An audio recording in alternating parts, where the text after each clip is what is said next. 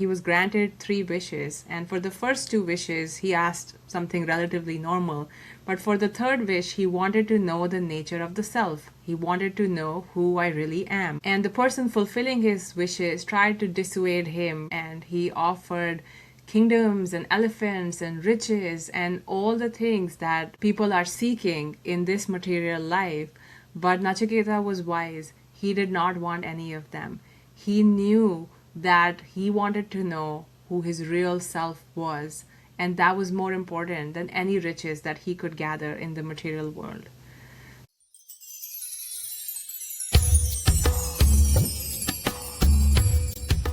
Welcome to Partners in Sublime, where we explore the teachings of depth psychology and Vedic philosophy to achieve the highest levels of personal growth and self-actualization. Join me as we tap into the unconscious for intuitive guidance and creative direction. I'm your host, Shagun Chopra. Let's begin. Hi everyone, welcome to today's episode of Partners in Sublime. Today we're going to talk about the higher self. We use that word often in normal language and in psychology, spirituality, but we don't always know what it is and we don't know how to connect to it. Like, what does it mean to be guided by your higher self? And in order to answer that question, we have to first understand what this self is. So I wanted to present these 3 common understandings of self that have been floating around. One would be very familiar to you. One is the self as we use it when, oh, I'd like that tea for myself. This is the most common, ordinary understanding of ourselves as distinguished people from other people or other beings on this planet. Now, if we go one level deeper, one of the definitions of self that is in circulation today, I would say, is thanks to the popularity of a technique called internal family systems, IFS, that was created by Richard Schwartz. So in the IFS, we come to accept that there are many parts of us, and this is a psychological understanding. So you're not talking about the first definition of self, which is kind of like your outer self, your physical self, your ego self. This second one is a bit deeper. There are parts of you that feel like a child. There are parts of you that feel like a tyrant. There are parts of you that are subdued, parts of you that are full of energy. And this self, which is also spelled with a capital S as understood in IFS, is kind of the controlling center of all the other selves. And it's free from trauma, and it is never affected by the negative things that happen to other parts of you. And it is normally obscured when the parts take over, but when the parts go away, that is the self that's in charge. So this self is part of your inner organizing system, but it only is really accessible when all the parts obscuring it are gone. And Richard Schwartz characterizes it with 8 C's: calmness, curiosity, compassion, and so on. So it sounds almost like the Jungian self, which is the third type of self. But the key difference here is that the Jungian idea of the self, again, it is self spelled with a capital S, is a bit more deeper. This self is not just simply organizing, simply modulating different parts of the psyche. This self is the core organizing center of the psyche. It does not sit at the same hierarchical level as the self that is conceptualized in IFS. It has perspective on the rest of your psyche. So it is very much at the helm of what is considered your entire internal mental functioning. And I like to think of this self as the idea of Atman in Vedanta.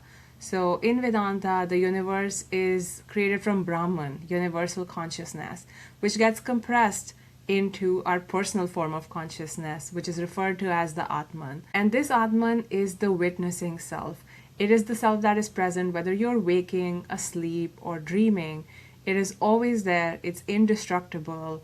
So while the self in IFS is unaffected by trauma and it carries these qualities, when you look at the Jungian self, which is most closest to the idea of Atman, like that self is pure consciousness itself. So when we say, I want to connect to my higher self, or I want to receive guidance from my higher self, this is the self we want to get guidance from. Not the first type of self that is organized around the ego, not the second kind of self that is managing different internal parts of you, but this third type of self that is above and beyond anything that's going on within your mind and is simply the witness to your experience. So now that we know what our self is, the question is, how should we connect to it?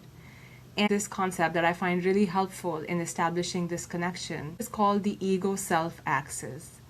The ego-self axis, you can think of it as a line going from your ego, which is kind of managing your conscious identity, to your higher self or your capital S self. And there's like a constant connection between the two. It exists. Sometimes it's strong, sometimes it's severed, but our psyche has the capacity to foster that connection. It's inbuilt into it.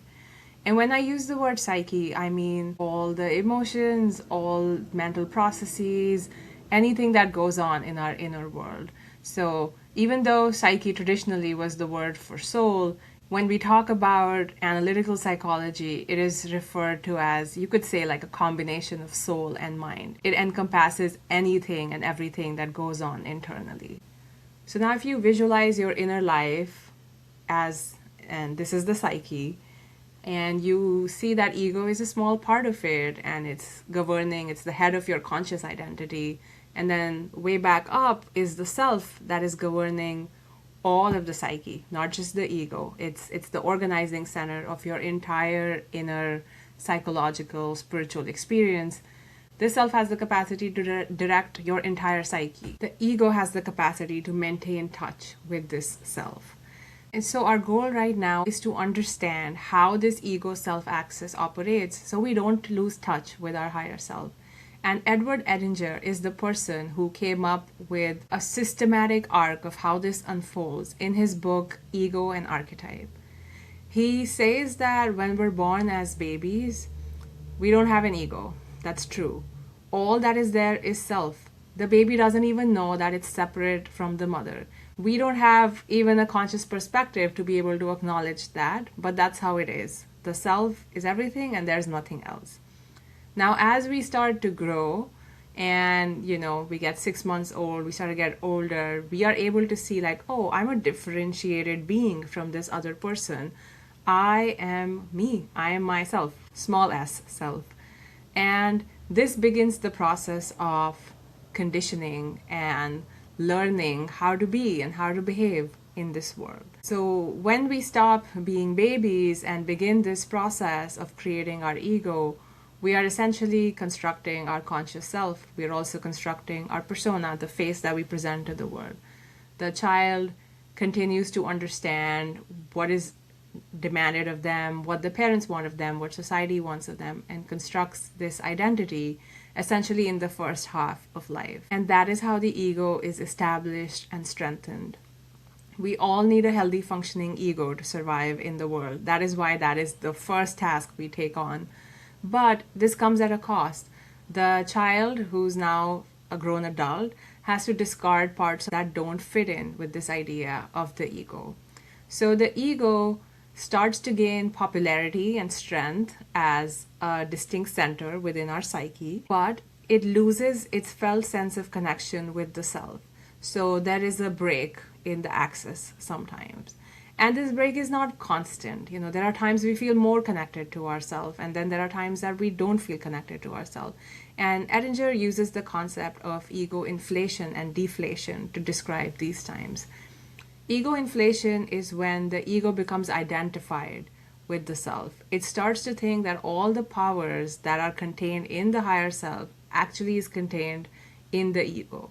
So it takes on the qualities of the selves, thinks that they are its own, and has a grandiosity to it. It has a sense of, I can do anything. And if you think of a time in your life where you felt like you were invincible, that nobody could put you down and nothing could stop you, that would be a time of ego inflation. So your ego is connected to the higher self, but it is mistaking the power that is coming from the self for its own power. Now contrast that with a time when this power leaves you. You come down from this high, and then there's this sense of ego deflation. So the ego feels very helpless, very vulnerable, and feels that it can't control anything. It feels like a victim of its circumstances. And this is the time when the ego completely loses its connection with the higher self. It cannot even fathom that such power, such brilliance, such intuitive capacity exists within the psyche. It is in this like lonesome corner all by itself, thinking that it's worth nothing. You really don't want your ego to get to that state, because both states obscure the real connection between the ego and the self. Let's take a simple analogy here. Let's say there's a child who is strong-willed but relatively small, maybe like a 3-4-year-old child. And then there's a parent who, let's assume for this example, is all-knowing, and the witness who's watching this child exists in the world. Now, think of a little leash that is connecting this parent to the child, kind of like a hiking leash that you might want to put on a toddler if you're going somewhere from where they can fall off or hurt themselves. And let's assume the toddler is unaware that this leash is there. So the toddler goes to the edge of a cliff and takes one leg out and is almost about to fall, and you, the parent, pulls the child back, because you have the advantage of observing the child, its capabilities, its surroundings. You know what is good for the child. So you're able to pull that child back, but the child doesn't recognize that you did it for them. And the child starts to think, this is pretend world, okay? No 3-4-year-old is thinking this, but the child starts to think like, wow, I am really amazing. I can walk along the edges of cliffs and I can lean out, but I never fall. Look at my strength. That is an example of ego inflation. The strength and clarity that is attributable to the higher self is being taken on by the ego. Now imagine you took that leash off, like for whatever reason there's a break, and the child goes on through life assuming that it still has that power, and it takes one step off the cliff and it falls. And let's say it's not lethal, but the child is hurt pretty bad. And the child feels really sorry for themselves and feels like, wow, I can't get this right. I guess I'm not as good as I thought I was. I amount to nothing. Like that kind of very negative perception comes when the child, the ego, has lost connection with the self entirely. And usually we understand a severed connection once it's gone. Like they say, you don't know what you've got till it's gone. When we are connected to our higher self, we don't always notice the presence of that connection. But when we are disconnected from our higher self, we feel completely lost. We feel like all the energy, all the passion, all the wisdom has been sucked out of us, and we are really at the mercy of anything and everything around us. So I'm hoping that that little example helps explain what ego inflation and ego deflation looks like. Both are not the ideal state. The ideal state would be for this child to recognize what its limits are, know that it has a parent watching over it who knows a lot more than them, whose capabilities far exceed theirs. Doesn't mean the child does not have any capabilities.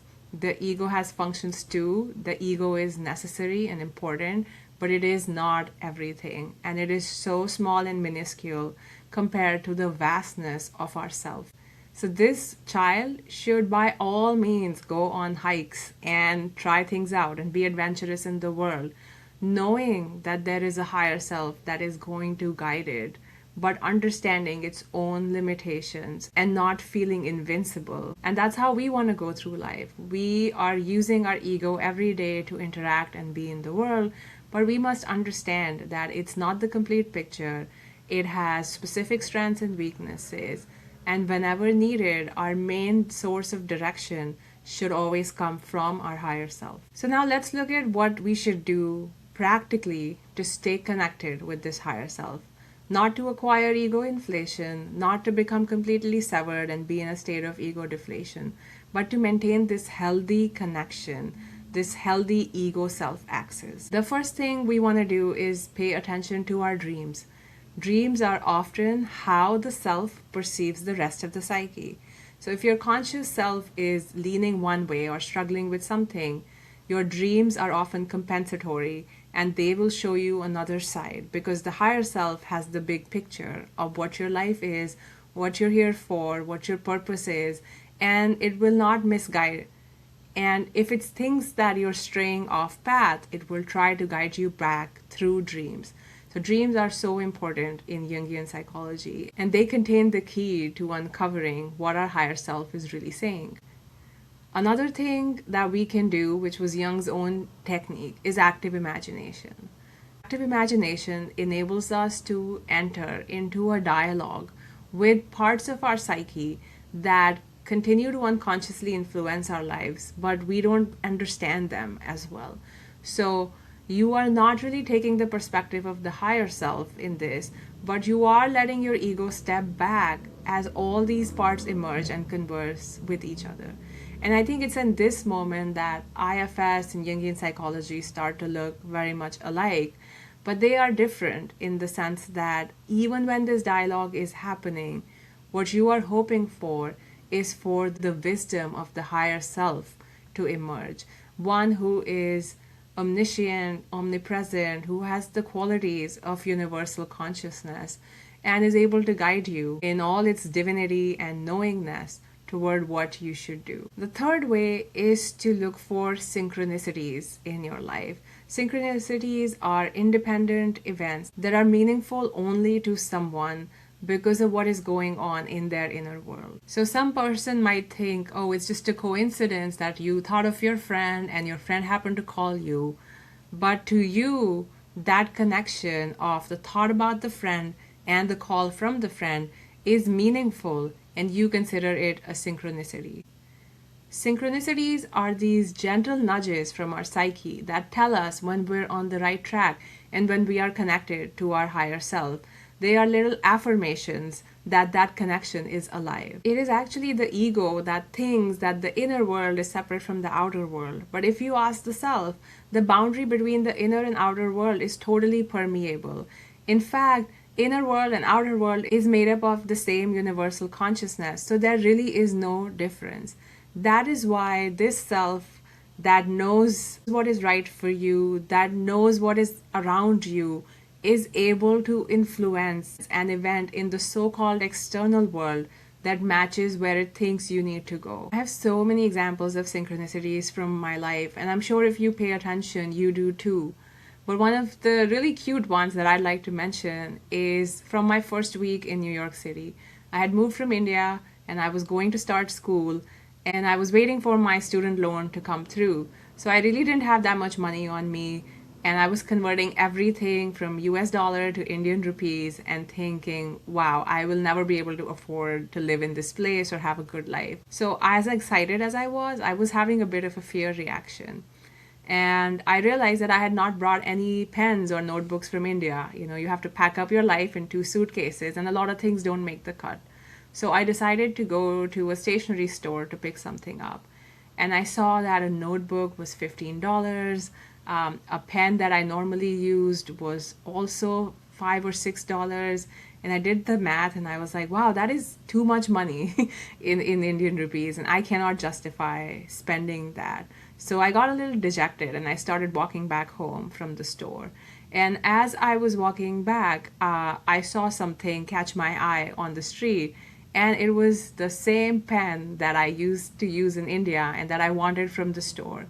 And in that moment, I felt that no matter what happens, I will be taken care of in America. Because some higher power, my higher self, will guide me to all the things and resources I need to realize my potential and live my purpose. It was a small example, and it probably wouldn't have meant anything to anyone. People would have said, yeah, I mean, you're staying near a university. A lot of students live here. Of course, you found a pen on the street. Like, that's pretty common. But to me, it meant something. For me, it was not a coincidence. It was a synchronicity. And I'm really glad I paid attention to it and I held it in this high regard, because it helped me maintain connection with my higher self in this foreign land where so many things were so new to me. And the final way of staying connected with your higher self is through something called numinosity. It's this feel-good, magical, almost otherworldly feeling that we get when we go towards someone or something. It is the experience of feeling alive and charged in a way that's unexplainable. I've heard people say that they visited a particular mountain or a particular site and they just felt this connection that was unexplainable to them. Or they met a person and they were drawn to them so much in a way that they couldn't explain. Learning to honor those moments that produce this sense of awe, magnificence, divine connection is a great way to stay in touch with your higher self. Now, all the things I named just now sound beautiful. Who doesn't want guiding dreams from the higher self or engage with these characters within us in active imagination? Go through life experiencing one synchronicity after another, have all these awe-inspiring experiences. I think that's what we hope being spiritual and realizing our true nature would feel like. And those experiences are certainly there and available to us. But what is also there, and is probably like a less liked way of staying in touch with your higher self, is this fifth way of staying connected to your suffering. I know, it sounds far less appealing. But when we talked about ego deflation as a way of losing connection with the self, what happens with ego deflation is that there's this suffering that sets in. And we can try to make our ego better and shinier and more polished in order to alleviate that suffering. That's why people indulge and shop and try to do all the things that make them look good on the outside when they're suffering within. But if we can just learn to tolerate that suffering, knowing that it will give way to the connection to the higher self, that is when we really metabolize our suffering to create this connection. The suffering gives you the connection back to yourself. It's the ego reaching out for the self, looking for something transcendent and higher once again to begin the ego-self dialogue. So there you have it. 5 practical ways of staying connected to your higher self. If we look at the myth of Nachiketa from the Indian tradition, Nachiketa was a boy who, there's a long story, but he was granted 3 wishes. And for the first 2 wishes, he asked something relatively normal. But for the 3rd wish, he wanted to know the nature of the self. He wanted to know who I really am. And the person fulfilling his wishes tried to dissuade him, and he offered kingdoms and elephants and riches and all the things that people are seeking in this material life. But Nachiketa was wise. He did not want any of them. He knew that he wanted to know who his real self was, and that was more important than any riches that he could gather in the material world. Now, I'm not promoting asceticism. I'm not saying give up all your material possessions. What I'm saying is to recognize that those things have a limitation. They may fulfill the wants of your ego, and fulfilling the wants of the ego are necessary in the sense of having adequate shelter, protection, and safety to be able to make that connection with the higher self. But beyond that, it is the wishes of the self that need to be honored. And we can't really honor the self unless we know what it is. I think now is a good time to transition to today's coaching session. This one is with Dorothy, and it's an example of connecting to yourself through active imagination. It shows that if you create the right conditions, the self will speak, and it may speak symbolically, and then it's your job to listen for that guidance and use it to steer your life. So listen on, and I will see you on the other side. Conversations on Partners in Sublime are for educational purposes only and do not constitute medical or psychological advice or treatment. Please consult a licensed professional for any mental health concerns. Hey Dorothy, welcome. Hi. So, what is something that is occupying mind space or is something you're grappling with? Definitely work, trying to figure out if it's still aligning with purpose, if it's still something I want to do. It's just not bringing happiness. Like I do it because like most people, they need to pay bills. They need that income, but they're unhappy. So How would you describe emotionally what this whole experience feels like for you?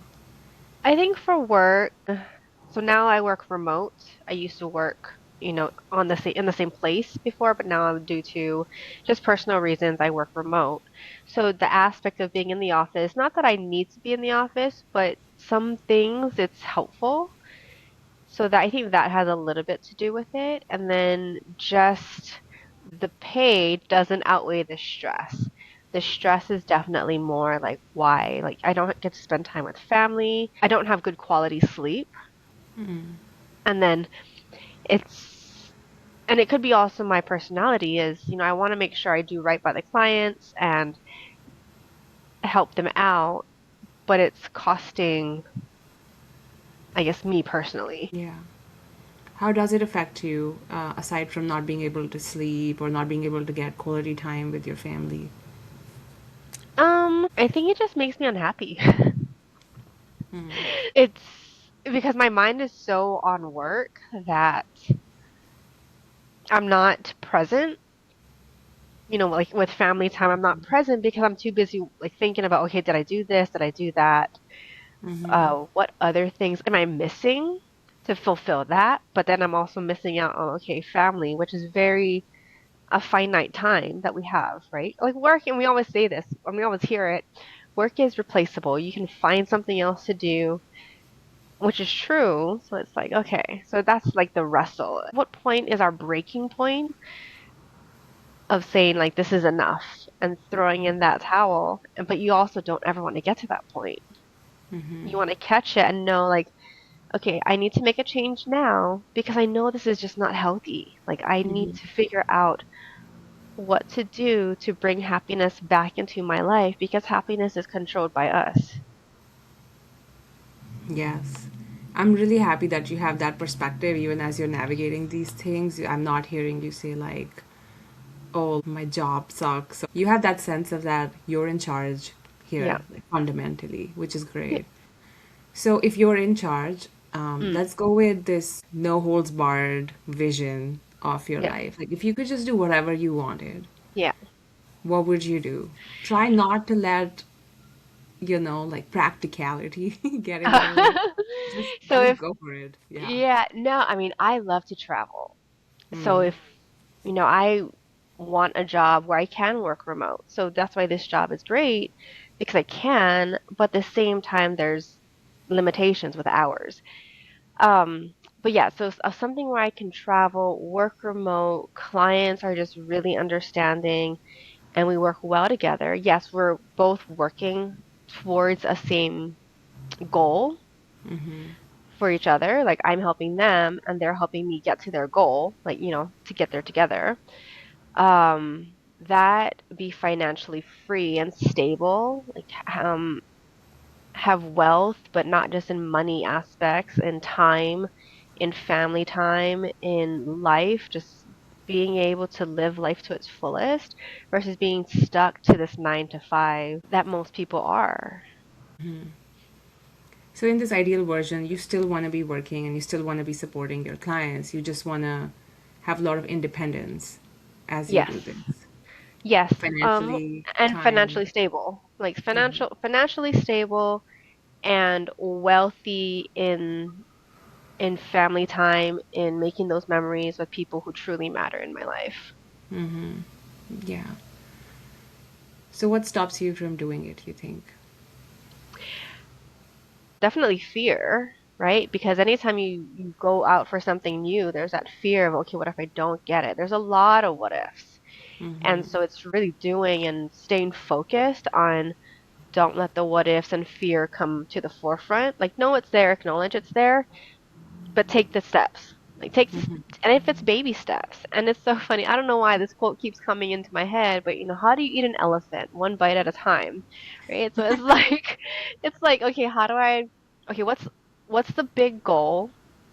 And then what are the baby steps to get to that big goal? I love that phrase you said, but it also makes me think like you compare this ideal life to Mm. the process of eating an elephant, which can be so long, slow, and Yeah. arduous. you Yeah. know? Yeah, like it'll take a long time, right? Yeah. You know that you have to get the pieces in to make the whole, but in your mind, do you feel that it's like really far away, won't happen quickly? No, I think like anything, right? Like the snowball effect, it's just starting with a pebble. Like just start with Mm-hmm. something so small and then it builds. But Mm-hmm. I think it's just finding that right pebble and then rolling it down that mountain so that it does build and gain momentum and everything will go quickly. So I think that's really what it is. It's that pebble. Yeah. Yeah. So what's your best guess of what your pebble is? Like something you can do in the near term to get the snowball Um, effect going. I mean, I've been looking at various, things on just the internet, Google, web searching, like what would fit, if there's classes available to take. And I think that would probably be the first start is because like anyone else, you try to find something new, you apply to jobs, and depending where things are and what your qualifications are, it's just so hard. Like in this job market now, unemployment's really high, like, but it's just I don't know what it is. So now Yeah. it's like, and I remember saying or hearing someone saying it's the skills that you learn. So learn skills, right? And so just that's what I've been focusing on. What skills can I learn to add to my resume? I hate to say it that way, but yeah, to add to my resume to enhance what I already know and what I've already been doing and Mm-hmm. what I've have under my belt professionally to get me to another level. Mm-hmm. Yeah. Yeah, logically it makes perfect sense that, economy is changing. You need to Hmm. update your skills. You need to Yeah. enhance what you have. Uh, but let's put logic aside for a tiny second. Okay. Yeah. And let's say you didn't have the career that you have. Mm. Hmm. And let's say you're a little baby. I'm just going to go as far back as you need to go to erase any conditioning from your mind. Yeah. What is something you've always enjoyed doing, wanted to do? Money were no object, time, skill, nothing mattered. What would you be doing with your time? Traveling. Mm-hmm. Yeah. I I don't know what it has. Yeah. I just love getting to know different cultures. I love traveling and I don't like the actual travel part of it, like going on a plane, but I do love learning different cultures, being immersed into their culture. Mm-hmm.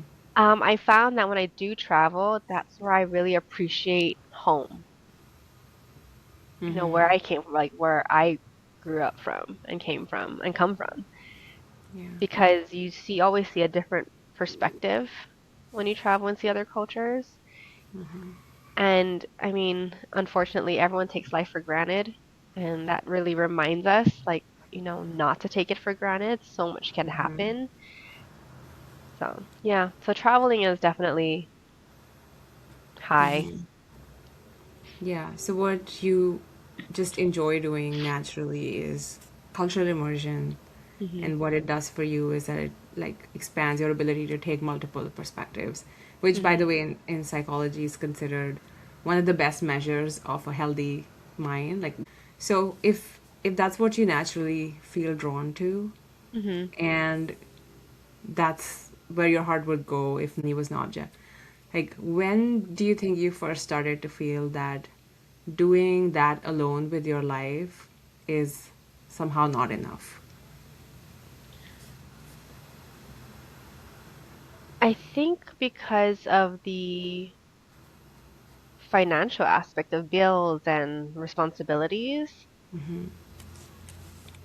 And then, I mean, I know there are more places now that offer either freelance positions or, W-2 positions in that world.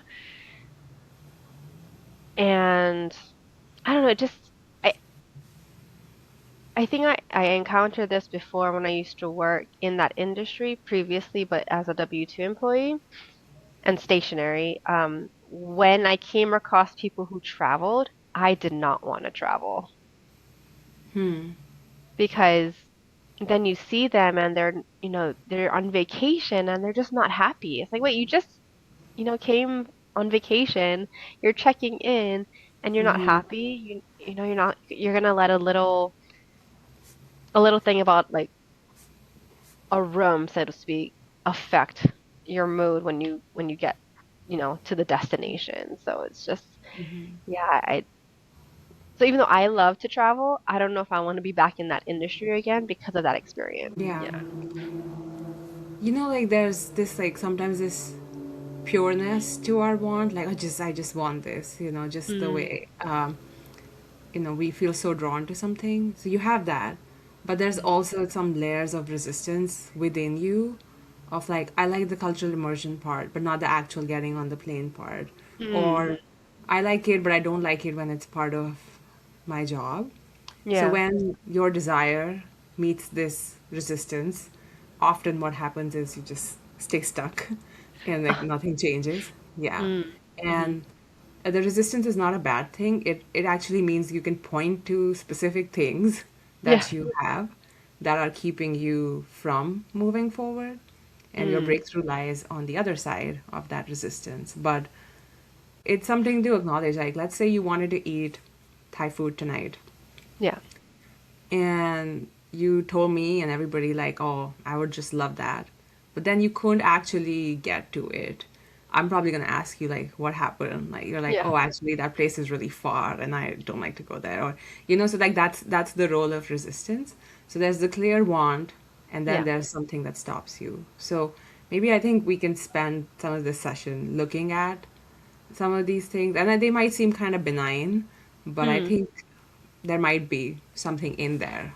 So for this part, maybe close your eyes. You can keep talking to me Okay. as we go on, and try to get into a calm space from where you can non-judgmentally explore any resistance you might have inside you to going toward this dream life that you have, where you travel, you appreciate home more, but you learn about other cultures, you have flexibility and freedom of time and money, everything, no holds barred. And this dream life awaits you, and you're in the perfect space to go and live this life. Mm-hmm. Imagine there's a threshold that you need to cross, and as soon as you cross it, this whole thing is yours. Mm-hmm. Try to take that step into the threshold and just notice what comes up in you. I mean, just crossing over the threshold just has that sense of relief and like a weight has been lifted. Yeah, feels lighter Mm-hmm. to go Yeah. there. Yeah. Now I want you to take that step back, and you know just how good it's going to feel once you're able to go back there. Mm-hmm. But now I want you to imagine that there's some sort of fence that's blocking you from taking that step Mm-hmm. toward this dream life, and just let the fence get constructed in your mind. Notice how tall it is, what color it is, what Mm-hmm. material it is. Just observe it for a little bit. It's interesting. So I initially imagined, so I have two fences. The initial fence was not a chain, like a chain link fence, but it goes high, kind of high. So like the ones that you can stick your hand through. Yeah. Yeah, so like that. So I initially had that fence, maybe 6 feet, maybe a little bit higher than that. One where like, I would have to like climb it to get over. Um, and then at some point it kind of like switched. Like it kind of flickered, not switched, it flickered into a wood fence. A wood fence where there was one of the beams that you could move so that you could see and actually go through, but I couldn't go through it because it was just too small or too thin, or I couldn't fit. Yeah. Yeah. Both of them feel impenetrable in their own way. Like Yeah. one you can't get through and the other one is too small. Yeah. Hmm. So keep visualizing this, and if the fences change and morph, that's all good. Now I just want you to ask this fence a question. Why are you stopping me? Oh, okay. The answer wasn't the fence isn't stopping me. I'm stopping me. Ooh, yeah. Since this fence seems to know what's going on, let's ask the fence another question. Yeah. Why do you think I'm stopping me? Well, I have responsibilities, not just to myself, but to family, like financial responsibilities and obligations. So, this part of you that's represented by the fence is saying you have too much responsibilities. You can't cross the threshold and get to your dream life just yet. Hmm. Maybe you can summon another part of you, and this is the part of you that's observing this interaction happen with the fence. You're the witness to this visualization. Even though you're in it, you can also see it.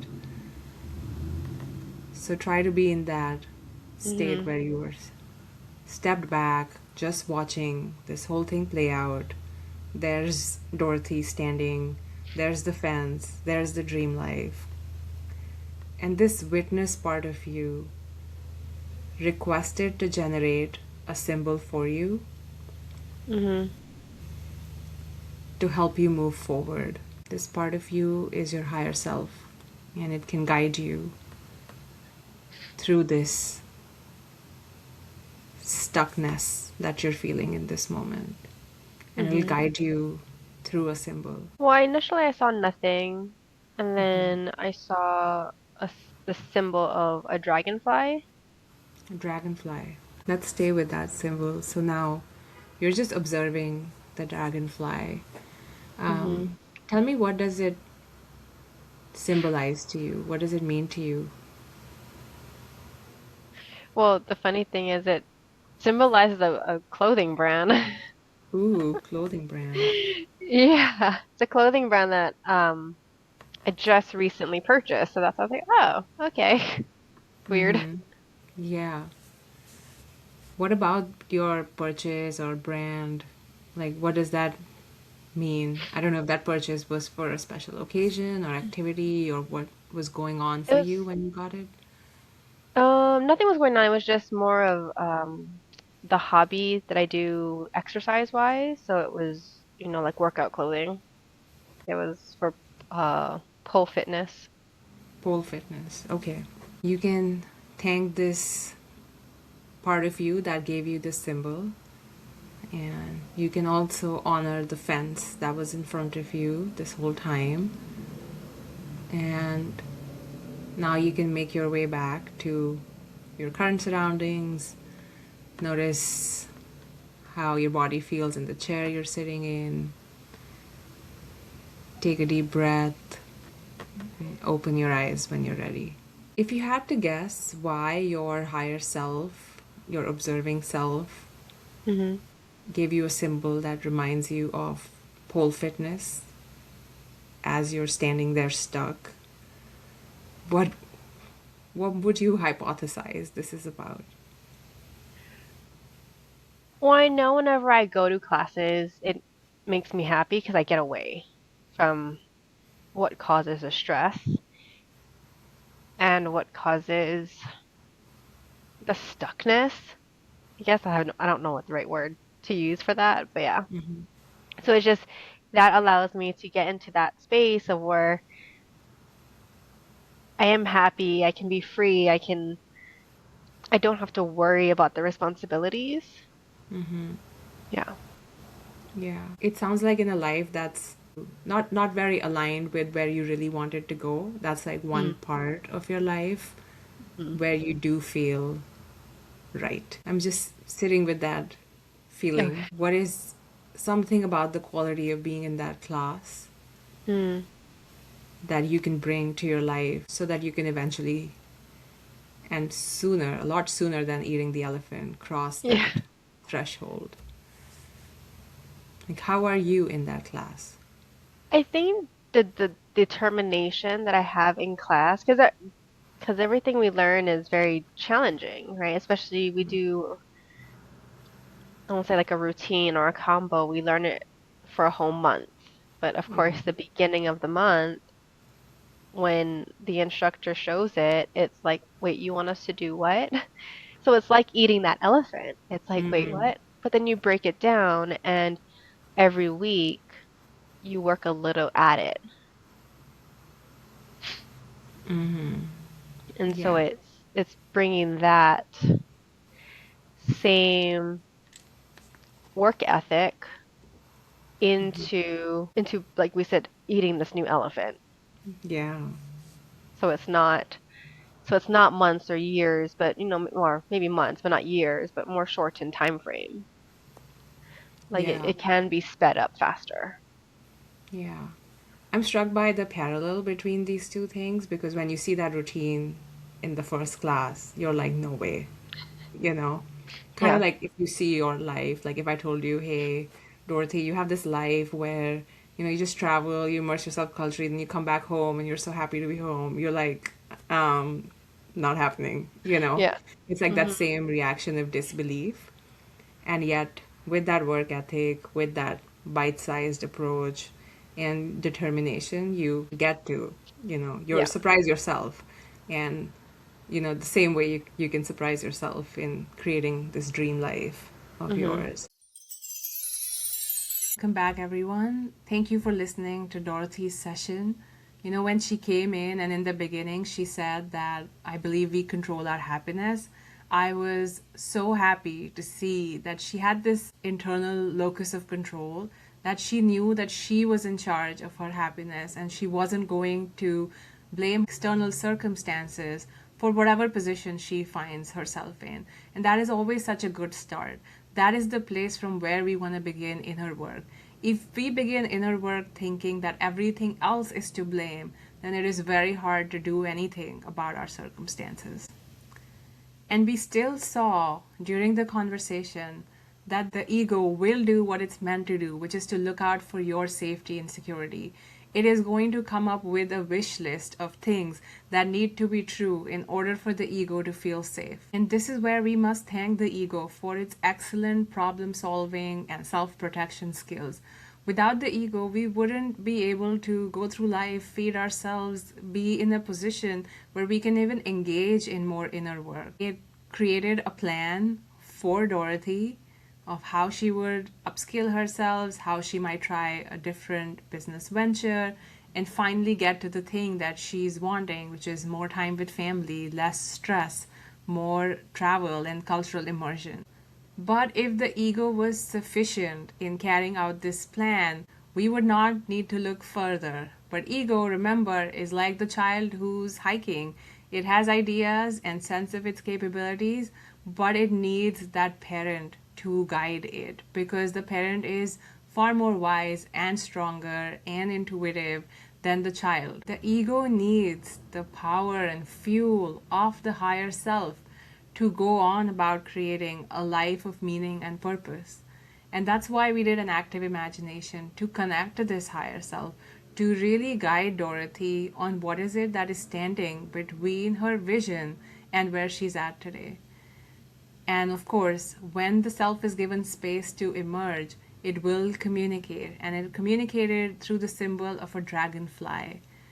Now, it seems so inconspicuous when you look at it. Oh, it's just a symbol.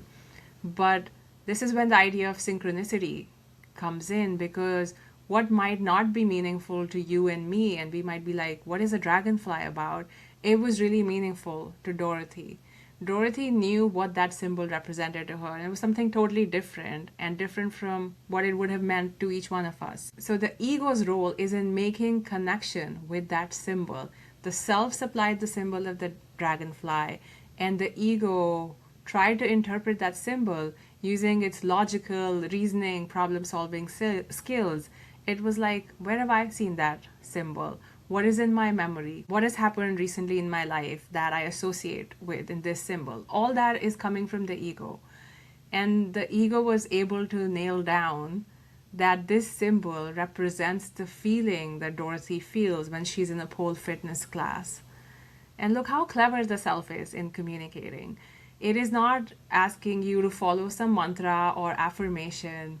It is simply showing you through a perfectly selected symbol that, hey, you already know what it feels like to feel this alive, to be in your element, to be the person you need to be in order to have this life that you're seeking.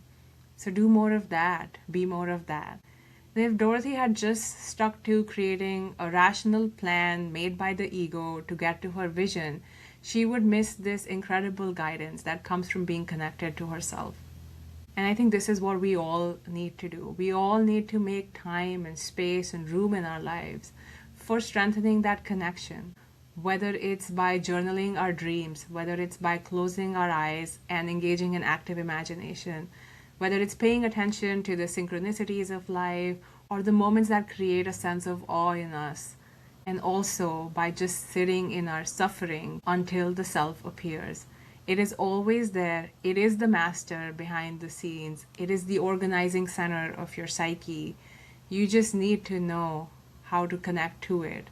And it does not involve giving up your ego, your conscious identity. You can still be who you are in the world, but be connected to this greater powerhouse that is always within you and always trying to direct you.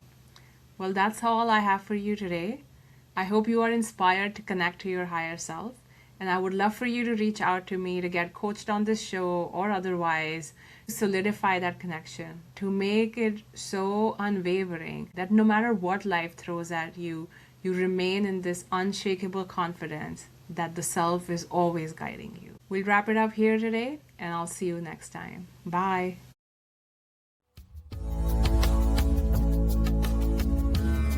Thank you for being my partner in Sublime today. I hope you enjoyed diving into the unconscious with me.